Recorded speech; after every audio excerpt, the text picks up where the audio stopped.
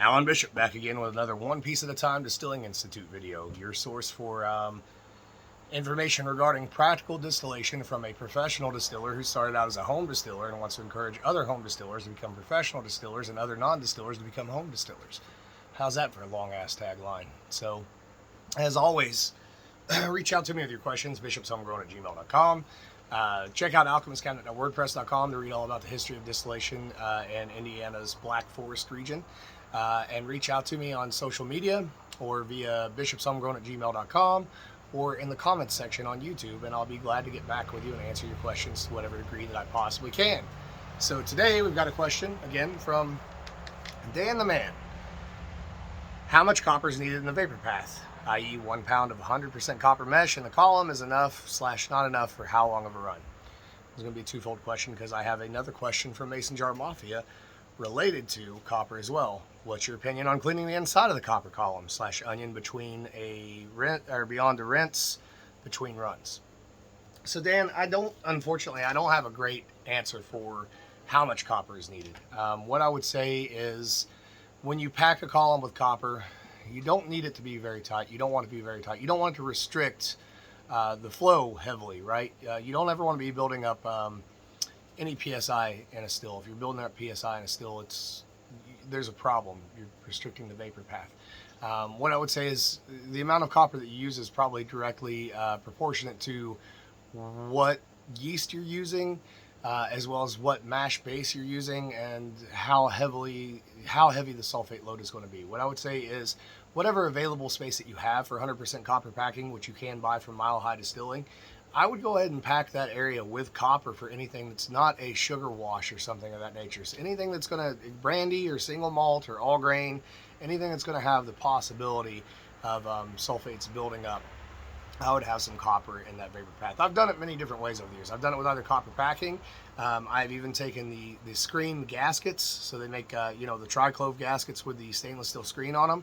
I've put that in a column and then packed that with loose copper fittings, elbows and things of that nature. They're loose enough that the vapor can get through it without restricting it heavily, but gives plenty of copper surface area. I will also say that there is one of the major label distilleries in Kentucky who run a giant column still that is all stainless from top to bottom, but you will see them take loads of copper in, copper tubing, and take all of that copper, cut it up into pieces, and pack that column with that copper so they do have that copper contact, because it is really, really that important. I wish I had some formula that I could give you, but unfortunately I don't know of one. There probably is one that exists. I'm sure that somewhere, somehow, some chemist out there has figured out the mathematical equation for the amount of copper needed for whatever load that you're running in the still. Me as a practical distiller, I have not. I can only comment on my own distillates and the things that I've done with stainless steel distillation, and just throwing 3 or 4 battens of copper mesh into a column that is 24 inches has always been more than enough for me to get the results that I want, even on an all grain or a sugar wash. And I don't really see that much difference between a stainless steel still that's packed with copper like that and a all copper still, except in cases where I think I've mentioned in the past, where you might be running something very high nitrogen or high protein like a single malt whiskey, where then I think the body of the still, it does benefit to be all copper at that point. I hope that answered your question. It's the best I can possibly answer it with the knowledge that I currently have. Now on to the Mason Jar Mafia question about cleaning your copper. And I want to look back at this question again and see what the exact question was. So cleaning inside the copper column/onion beyond a rinse and between runs. So I'll play this off of twofold, both the column as well as the pot itself. So if you have a copper pot, generally, my rule of thumb is if I'm running the same product multiple times on that same copper pot, and as long as it's not a dirty fermentation, right? As long as there wasn't a ton of SO2, and as long as that still doesn't look choked, and you'll know if it's choked. If you take your finger and put it inside the boiler, and you can run your finger on the inside, if there's black on the inside, you run your finger on the inside of it, pull your finger out, and you see some black on it, that still is choked up, and it needs heavily cleaned. That can be done several different ways. I'll talk about that momentarily. If it's not like that, generally, some hot water, rinse it out real well, you're good for the next distillation. If you're going to clean that copper, and this is for the pot again, this also would apply to whatever's in the vapor path. My method for cleaning is a little different than a lot of other people's, I think. I will tend to use something like powdered brewer's wash, and I'll put that in water to the recommended rate.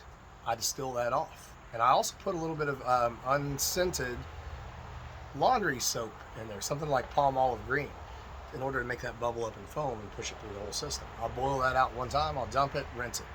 Then I'll put citric acid in and I'll drop the pH to, let's say, 3.2 or so. I'll boil it, let it go through the system, steam it out, rinse it. Third time I'll add water, boil it, and let it steam out, and then rinse it. Now that will take you down to a very, in the boiler wherever the liquid touches, a very back to almost neutral on your copper. Now the thing about copper is you actually want some amount of quote unquote seasoning, and this just recently came up on Distillers Talk with Jimmy Jacks and Christy Atkinson in that episode of Distillers Talk, our podcast. You want some amount of seasoning in that still, and what I mean by seasoning is this. So the inside of that still, you don't really want it to look like a shiny new penny. People think that that's what you want for it to be able to be effective. It's not. What you actually want on the inside of that still, specifically in the vapor path, is a little bit of copper sulfate. Now you don't want the green copper salts type of copper sulfate. And I'll show you the inside of this. This is my Mile High column, the little mini still that I put together out of junk from various places. It does need a good clean out right now because there is some copper salts built up in it because it's been setting outside, as it often does. Now, I know right now you can't see inside there, but I got a flashlight and we're going to solve that problem. Presumably. Maybe. Let's see. See if I can blind myself. All right. So you can see there is a level of copper sulfate built up in there. I need to knock that out. I will knock that out. I'll do that with a little citric acid rinse on a coarse brush and get that out of there. But do you see how this copper down here, it doesn't look shiny like a new penny? It's got a little bit of a black coloration to it, a darker coloration to it. But if I run my finger to the inside of it, my finger's a little dirty anyways, so. And there is a little choking there, not gonna lie. So you can see there's just a little hair, little bit. This does need cleaned. Typically you want a little bit of that dark color. And the reason you want that is because that layer of copper sulfate that builds up on that copper, that's actually what's gonna actively grab future sulfates and build up on the surface that you can clean the still out. Again, if you can see it on your finger when you touch the inside of it, it's probably time for a good clean. This one gets pretty dirty because it sets out in the yard and it gets rained on, it gets everything else done to it. It gets carried around a lot, it gets thrown around a lot, etc. Typically the same as the pot. If you're running the same product over and over again, you're not using botanicals, not using anything specifically oily that's going to stick around on the inside of that copper and ruin your next distillation, such as you run absinthe and you want to run over and do whiskey after that, definitely needs a deep clean. But if you're going to run corn whiskey and then you're going to run corn whiskey, most of the time, again, unless it was a very dirty fermentation, good hot water rinse it out, it's good. Leave a little bit of that discoloration on that copper as much as possible, because that's when that copper is active. It's not to say that it's not active when it's clean like a shiny new penny, but it's not as active. It needs a little of that seasoning to work properly. Guys, I hope this answered your questions. As always, reach out to me. I'm here. Be sure to check out my new podcast as well. If you're at all involved or interested in the paranormal, the supernatural, cryptids, things of that nature. I've been talking about launching a podcast for a long time about just such things, and I only just recently did. You can look it up on Spotify and Anchor. It's called If You Have Ghosts, You Have Everything. And listen, if you've got stories about the paranormal or supernatural, send those in too. Don't just ask me questions about distillation. If you've got other stories that are related to those things, to me, all those things in history are tied in very closely together. It's all part of the alchemy, the spirituality of distillation. So let me know. Love y'all, as always. I'll catch you later. Have a great day.